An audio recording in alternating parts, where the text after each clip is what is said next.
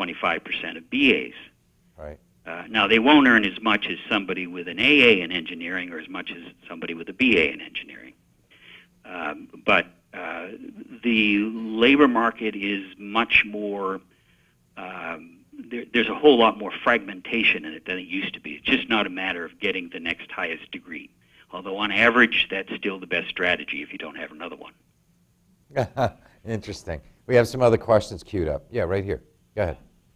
My question is, you did a nice job of laying out, 2017, kind of what the demands are going to be from the job. So 5 to 6 million will be professional, 14 million will be BA, 14 to 15 I picked up would be certificates. Do you have any projections so we can sense the magnitude of the disconnect on what the degrees people will be coming out of college or where they'll be as far as matching up the demand for the jobs? So does the supply in the educational pipeline match the demand? How far off are we from a projection standpoint? Well, one of the, and this seems to be something that's more and more recognized in policy. If you look at the Obama budget, and you go to the U.S. Department of Labor part of the Obama 2011 budget proposal, all of the language in the front end of that essentially talks about the primary new initiative from the administration is an attempt to connect the dots between the post-secondary education system and the labor market. So they're putting up $261 million for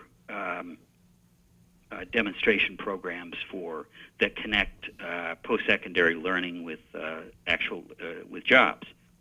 So there is a pretty difficult issue here because it cuts across institutional boundaries, across the silos of our institutions, and that is education, especially post-secondary, is more and more connected to getting a good job, but education, especially post-secondary, is not in any careful way connected to the labor market. That is, we don't have a Department of Human Resources, we have a Department of Labor and a Department of Education. So, and never the twain shall meet in most places. So, there is an issue here, and I think it's one of the issues that will come around as people face tighter and tighter budgets, which is we want the education people get to connect to a real job. And that causes all kinds of ruckus on both sides of the street. That is, among the educators and among other people who don't feel that we ought to be tying education too tightly to jobs. So I mean, there are some hard issues here. We're able to do this if we want to. It's the want to is pretty tough. When we look at the projections, it's pretty much agreed that since about 1984, actually, that we've been underproducing post-secondary talent in America. And the evidence of that in the final analysis is the fact that the returns, that is the earning differences between post-secondary degrees and high school degrees, has grown dramatically. So it was about 40%, actually went down in the 1970s because of the glut of baby boomers who came into the labor force who were pretty well educated.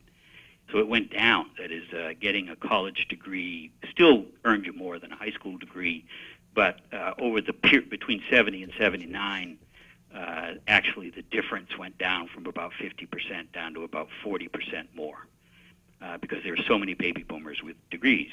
Then starting in 84, started going back up again. It's gone up well above 70% now, the difference between some kind of post-secondary degree and a high school degree in terms of the earnings you'll get.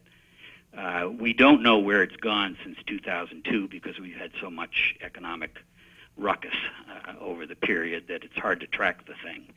But all the indications are, when we look forward on demand, is that the demand will just get stronger. And we know that since, one of the ways of looking at this, which is the fact that most people agree that the earnings differences among people in America are too great. They've been getting bigger and bigger since the 80s. What has caused that for the most part, there are lots of reasons, but for the most part what's caused that is the differences in the returns to education. That is, they're basically becoming a society of people who have post-secondary and people who don't. And there is, we're underproducing to begin with. When we project out to 2018, at least our projections, and these are things we'll release probably in a month or so, done with, in collaboration with the Bureau of Labor Statistics, we've done education projections, and what we're showing is a shortage of somewhere between 300,000 to 500,000 a year.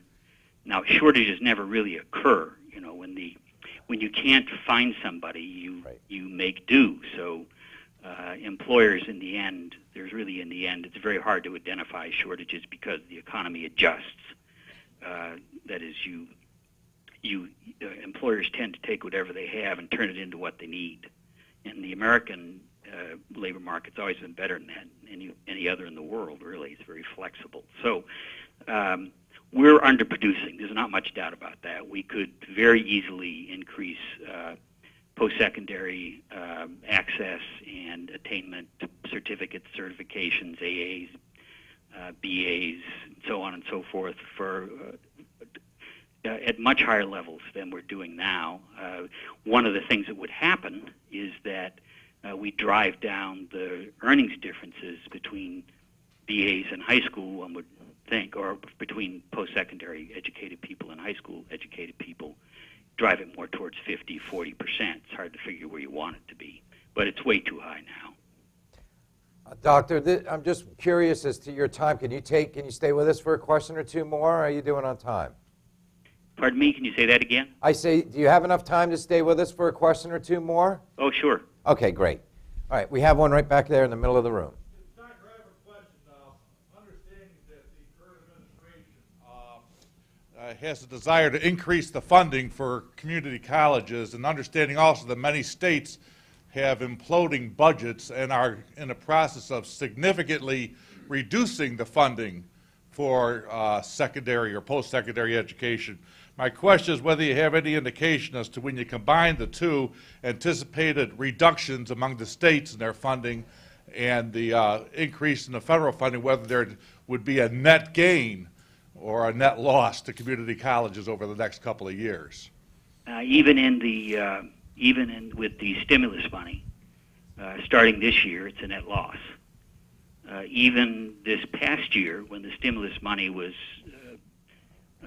being used to fill the holes, we stopped increasing spending for post-secondary. So on balance, the stimulus funding, first of all, wasn't enough to fill the hole. If what we were trying to do is to continue the increase in post-secondary education or access to it, that stopped when the recession started in 2007.